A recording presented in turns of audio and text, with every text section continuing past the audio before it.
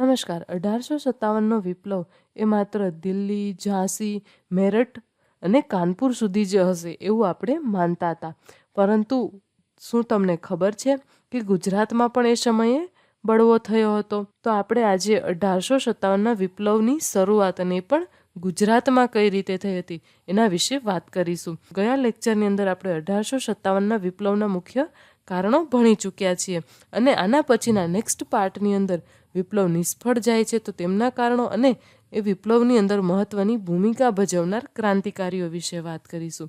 અને એ પહેલાં જો તમે મારી ચેનલ પર નવા હોવ તો ચેનલને સબસ્ક્રાઈબ કરો, કેમ કે વિડીયો બનાવવા પાછળ મારી અથાગ મહેનત અને તમારા એક સબસ્ક્રાઈબ બટન પરના ક્લિકથી મને ખૂબ સારું મોટિવેશન મળે છે. માટે ચેનલને સબસ્ક્રાઈબ કરો અને બેલ બટન પર ક્લિક કરો. હવે જીપીએસસી, એલઆરડી, ડીવાયએસઓ, એસટીઆઈ આ બધી એક્ઝામની અંદર જો પૂછવામાં આવે કે 1857ના વિપ્લવની અંદર ગુજરાતની ભૂમિકા શું હતી તો અહીંથી વિદ્યાર્થીઓ છે એ અટકી જાય છે. તો આજે આ વિડીયો દ્વારા આપણે ક્લિયર કરી દઈશું કે ગુજરાતની ભૂમિકા 1857ના વિપ્લવ દરમિયાન શું હતી. તો ચલો જોઈએ 1857ના વિપ્લવની શરૂઆત. અને પણ એ પહેલાં આપણે ભારતથી લઈશું અને ધીમે ધીમે ગુજરાત સુધી આવીશું. હવે ભારતની અંદર કેમ કે 1857નો સંગ્રામ છે એ તો સમગ્ર ભારતમાં થયો હતો. હવે આનું 1857ના સંગ્રામનું પ્રચારનું માધ્યમ કોને બનાવવામાં આવ્યું હતું? તો કે ચોપાનિયા, લાલ કમળ અને ફૂલને છે ને એના પ્રચારનું માધ્યમ બનાવવામાં આવ્યું હતું. અને ભારતની અંદર પહેલો બનાવ છે એ બરાકપુરની 19મી પલટન દ્વારા બન્યો હતો. ને કઈ રીતે? તો કે આવી કારતૂસ વાપરવાનો ઇનકાર કરવામાં આવ્યો હતો. હવે કારતૂસ એટલે કઈ કારતૂસ? કે જેની અંદર ગાય અને ડુક્કરની ચરબીનો ઉપયોગ થયો હતો. અને એ કારતૂસ છે એનીફિલ્ડ નામની રાઇફલની અંદર ઉપયોગ થતો હતો. એનીફિલ્ડ નામની જે રાઇફલ છે એની અંદર આ કારતૂસનો ઉપયોગ થયો હતો. અને આ કારતૂસ છે એની અંદરનું જે મટીરિયલ છે એ ગાય અને ડુક્કરની ચરબીના ઉપયોગ વડે બનાવવામાં આવતું હતું એવી અફવા ફેલાવવામાં આવી હતી. અને એ છે એ 1857ના સંગ્રામનું તાત્કાલિક કારણ બની જાય છે.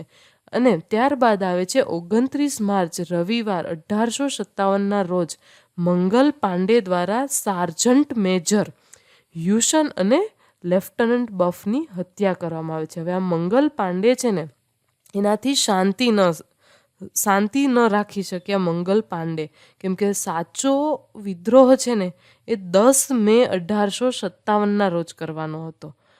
10 મે 1857ના રોજ ખરેખર વિપ્લવની શરૂઆત છે એ 10 મે 1857ના રોજ કરવાની હતી. પરંતુ મંગલ પાંડે છે એ શાંતિ ન રાખી શક્યા.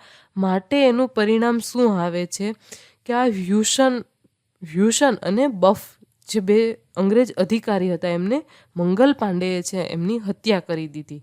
હવે મંગલ પાંડે એમની હત્યા કરી દીધી માટે અંગ્રેજોએ મંગલ પાંડેને જ 8 એપ્રિલ 1857ના રોજ ફાંસી આપી દીધી. હવે આ એક મોટું કારણ બની જાય છે ભારતીય પ્રજા કે ભારતીય સૈનિકોની અંદર. વિપ્લવનું તાત્કાલિક અને મોટું કારણ બને છે મંગલ પાંડેને ફાંસી. અને એક તો ઓલરેડી હોય જ છે ગાય અને ડુક્કરની ચરબીનો ઉપયોગ જે કરે છે. અને 1857ના સંગ્રામની ખરી શરૂઆત જો મેં કહ્યું ને કે 10 મે 1857ના રોજ ક્યાં થઈ હતી? મેરઠમાં થઈ હતી. અને મેરઠની સેનામાં 90માંથી 85 સિપાહીએ ચરબીવાળી કારતૂસ વાપરવાની ના પાડી હતી. માટે એમને 10 વર્ષની કેદની સજા કરવામાં આવી હતી. પછી આવીએ છીએ આપણે ગુજરાત તરફ કે ગુજરાતમાં શું થાય છે. તો કે ગુજરાતની અંદર 1857ના સંગ્રામની શરૂઆત ક્યારે થાય છે? જૂન 1857માં થાય છે. અને એ પણ કોના દ્વારા? તો કે અમદાવાદની 7મી લશ્કરી ટુકડી દ્વારા થાય છે. 7મી લશ્કરી ટુકડી જૂન 1857, 7મી લશ્કરી ટુકડી અને એ પણ અમદાવાદની અંદર. હવે ત્યારબાદ અંગ્રેજ સરકારે ટુકડીના સુબેદારની ધરપકડ કરી અને આખી ટુકડીને નિશસ્ત્ર કરી અને સંગ્રામ દબાવી દે છે. હવે આવું કઈ રીતે પોસિબલ બને છે કેમ કે આપણા ગુજરાતના રાજાઓ છે એ અંગ્રેજ સરકાર સાથે મળેલા હતા, એટલે માટે અંગ્રેજ સરકારને બધી બાતમી આપી દેતા હતા.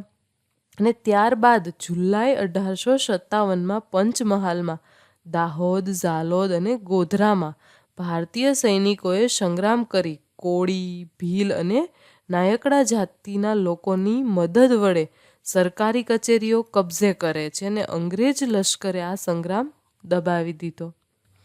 પછી ગુજરાતમાંથી અંગ્રેજી શાસનને નાબૂદ કરવાની એક અન્ય યોજના, હવે આગળનો જે જૂનની અંદર જે યોજના બનાવી હતી એ તો અંગ્રેજ સરકારે દબાવી દીધી. હવે ત્યારબાદ અંગ્રેજી શાસન જે હતું એને નાબૂદ કરવા માટે એક અન્ય યોજના બનાવવામાં આવે છે ને એ યોજના ક્યારે થઈ હતી? સપ્ટેમ્બર 1857માં. ને એ પણ ક્યાં થઈ? અમદાવાદના શાહીબાગમાં ઘડાઈ હતી. અને ગઈ યોજના ક્યાં હતી? 7મી લશ્કરી ટુકડી, જૂન 1857. અને આ યોજનાનો હેતુ શું હતો? તો કે અંગ્રેજી શાસનને વફાદાર વડોદરાના ગાયકવાડને પ્રથમ પદભ્રષ્ટ કરી પછીથી ગુજરાતને કબજે કરવાનો હતો. હવે અહીં વડોદરાના ગાયકવાડ રાજા છે એ જ અંગ્રેજ સરકાર સાથે ભળેલા હતા, માટે આગળ આપણે જોયું ને કે એમને બધી ખબર પડી જતી હતી. કઈ રીતે? તો કે આપણા રાજાઓ જ ફૂટેલા હતા. હવે આ યોજનાના મુખ્ય નેતાઓ કયા કયા હતા? તો કે ગાયકવાડના શાવકાભાઈ ગોવિંદરાવ, કે જેનું ઉપનામ હતું બાપુ. અહીંથી તમને પૂછાઈ શકે છે કે ગાયકવાડના શાવકાભાઈ ગોવિંદરાયનું ઉપનામ શું હતું? અહીંથી તમારો 1 માર્કનો ક્વેશ્ચન બને છે. તો એમનો સાચો જવાબ છે બાપુ. અને ત્યારબાદ આવે છે વડોદરાના નિહાલચંદ ઝવેરી અને પાટણના મગનલાલ વાણિયા. આ બધાએ ભેગા મળીને એક યોજના બનાવે છે અને એમના માટે જે આ મગનલાલ છે એને 4000 સૈનિકો એકઠા કરે છે ને બધાને પ્રતાપપુરા પાસે મહી નદીના કોતરમાં એકત્રિત થવાનું નક્કી કર્યું. અને ત્યારબાદ આ ક્રાંતિ માટે 16 ઓક્ટોબર 1885ની તારીખ છે એ નક્કી થઈ છે. પરંતુ આ યોજનાની બાતમી છે એ અગાઉથી જ સરકારને આપી દીધી હોવાથી સરકાર અને ગાયકવાડના લશ્કરે ઓચિંતો હુમલો કરે ને આ યોજનાને પણ નિષ્ફળ બનાવી દે છે. હવે આ યોજનાની નિષ્ફળતાથી કેટલાક ક્રાંતિકારીઓ છે એ મરાઈ જાય છે. હવે 4000 ક્રાંતિકારીઓને ઓલરેડી ટ્રેન કર્યા હતા, એમાંથી કેટલાક મરાઈ જાય છે, કેટલાક કેદ પકડાય છે અને બાકીના છે એ નાસી જાય છે. અને અહીં મગનલાલ વાણિયા અને નિહાલચંદ ઝવેરીને તોપને ગોળે ચડાવ્યા છે. અને જ્યારે ગોવિંદરાવ, કે જે ગાયકવાડના સાવકાભાઈ હતા, એમને વડોદરાની જેલમાં પૂરે છે. ખેડા જિલ્લામાં આણંદના મુખી ગરબડદાસ પટેલ અને ખાનપુરના ઠાકોર જીવાભાઈના સહયોગથી કોળી, ભીલ અને નાયકડા જાતિના 2000 લોકોને ફરી પાછા ભેગા કરી અને સંગ્રામ શરૂ કરે છે. પહેલાં ઓલરેડી 4000 લોકોને ભેગા કરીને ગુજરાતની અંદરથી પહેલાં તો જે ગાયકવાડના શાસન, કે જે અંગ્રેજો સાથે ભળેલા હતા, એમને નાબૂદ કરવા માટેની યોજના કરવામાં આવી હતી, પરંતુ એ તો અંગ્રેજોને ખબર પડતા ફેલ થઈ જાય છે.